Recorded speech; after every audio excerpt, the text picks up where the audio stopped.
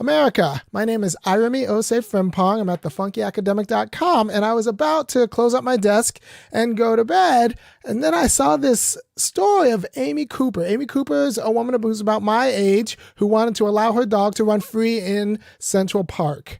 And it turns out that that's illegal. It's known to be illegal, but she still wanted her dog to play. And she wants what she wants, and she apparently is used to getting what she wants, but then someone was videotaping her doing so, and let me play the video. Would you please stop? Sir, I'm asking you to stop. Please don't come close to me. Sir, I'm asking you to stop recording. Please don't come close to me. Please take your phone off. Please don't come close to And me. I'm taking a picture and calling the cops. Please call the cops. Please call the cops. I'm going to tell them there's an African-American man threatening my life. Please tell them whatever you like. Excuse me?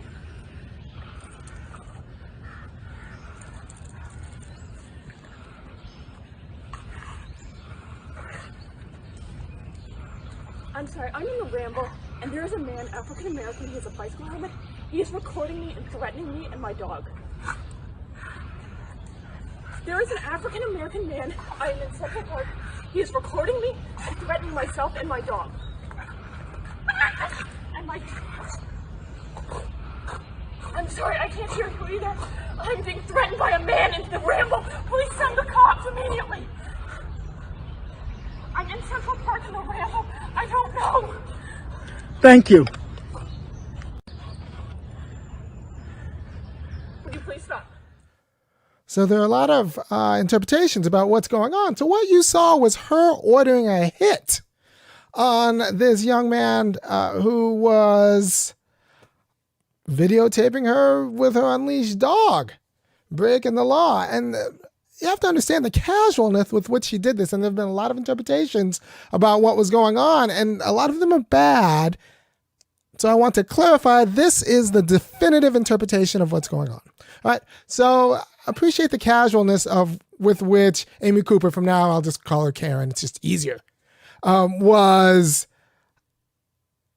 called the police and just suggested that she was going to use the full force of the law to terrorize the person who caught her doing something that she shouldn't have done. That's a horrifying thing. But people are saying, well, obviously she was just trained and she's done this before. I don't think she has. See, this is what you don't understand about white supremacy. She didn't have to do it before. It's just she knew her role. She knew how to do that the same way that she probably knows the words to Wagon Wheel and Sweet Caroline. This is just things she knows, and she doesn't know how she knows it. She's never been tested on them, but if called, she could just recite the script. And although she knows she broke the law, because everybody knows the law in New York with regard to dogs and leashing, it didn't matter because she was a white woman and he was a black man, and laws are not for her. They're for her to criminalize him. Right? And this is very important. So these people who want to criminalize her and say that, like, well, you know, she broke the law, be very, very suspicious of white women who see this video and say, like, oh, she's horrible. I'm shocked that she would do this. She should go to jail. Be very suspicious about that. That's that kind of carceral feminism that tries to distance Amy Cooper from themselves. Because Amy Cooper is not an anomaly. She's just regular professional white entitlement. She ordered a hit on Christian. Now, remember, this guy Christian who took the video was a Harvard graduate. Doesn't matter. People who say, like, oh, education is what matters. No, he was just, to Amy Cooper, he was just an uppity Negro. And she was doing her job as, you know, a white woman of a certain class. She has a degree from the University of Chicago. And she was just doing her job as a white woman of a certain class to live her life free, and using the long arm of the law to do it, to order a hit on it. John Crawford died, you know, because of this. And the history of you know, white women like Amy Cooper probably killed more black people than the Klan. And because they've used both the Klan and the police officer to do it. So you have to understand that white supremacy is what we call a concrete universal. A concrete universal is a universal that determines its own particular forms.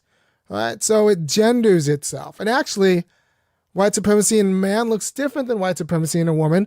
A man wouldn't have been able to do that phone call. It would like that interaction would have gone differently with a male white supremacist. All right? So you have to understand that there's a peculiar power that comes from womanhood that's targeted at black men. And this is important to understand because a lot of people don't understand patriarchy.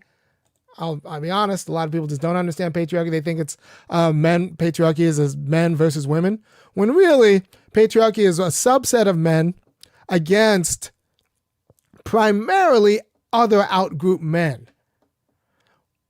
It's really a subset of men versus everybody, with the most violence reserved for outgroup men. And this is why patriarchal violence will often look like the Klan. It'll often look like mass incarceration. It'll often look like, honestly, it'll look like Amy Cooper being comfortable sicking the state as an institution against this black man. And if you want to know more about this, Jim Sedanis and Felicia Pareto, Sedanis is a sociologist over at Harvard, wrote a great book called Social Dominance. And it just says that, like, look, we misunderstand patriarchy. Patriarchy is a subset of men against everybody else with the help of in-group women who gain a lot of benefits from being in-group women. All right. So Amy Cooper now has the ability through the patriarchal system to sick cops on someone who's particularly vulnerable because of patriarchy, being an outgroup man, being the target of patriarchy. So Amy Cooper is a patriarch, is what we have to understand. So when you're trying to break down patriarchy in the United States, you're actually trying to break down Amy Cooper's power. And when you're trying to break down patriarchy in the United States, you're trying to actually break down Christian, the videographer's vulnerability, which is, I think, the right fight. But if you think that patriarchy is men versus women, you're just confused. You're actually probably just a white supremacist. Because it's always been one subset of group of men versus everybody with the help of in-group women. They might be paternal toward the in-group women, condescending, but not using institutionalized violence like this was. Right? Patriarchy isn't when you call the cops on your wife. That's a breakdown of patriarchy, actually, but that's fodder for a different video. So what we're seeing right now is Amy Cooper just being normal white woman and Christian, the videographer, being normal black man in his regular space of vulnerability.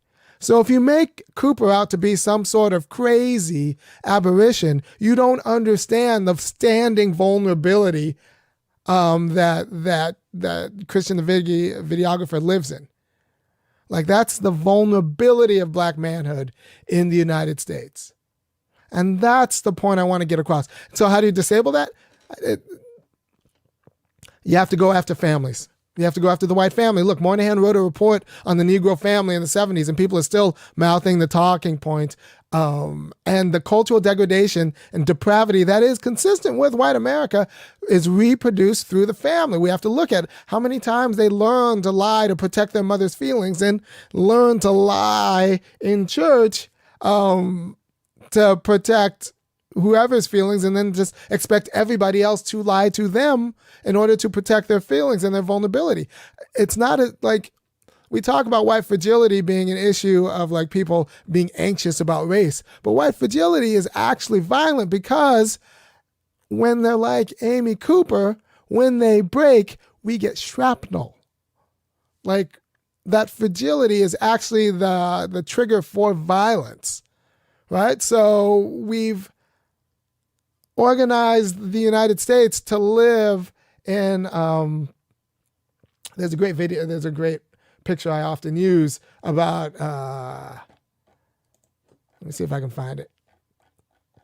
We've organized the United States, there it is, I found it. We've organized the United States such that it's kind of organized for the protection of white women. And you say, why do you say that? I mean, well, look, look at this video. I didn't make up this graphic.